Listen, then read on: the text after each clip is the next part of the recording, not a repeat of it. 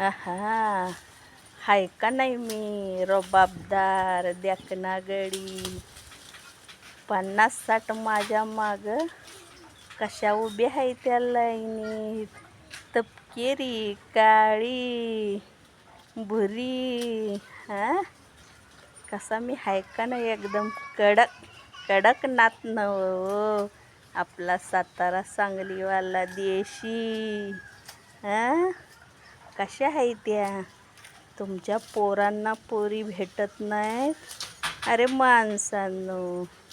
पण पण माझ्या बागा कशा लाईनीत उभ्या आहेत.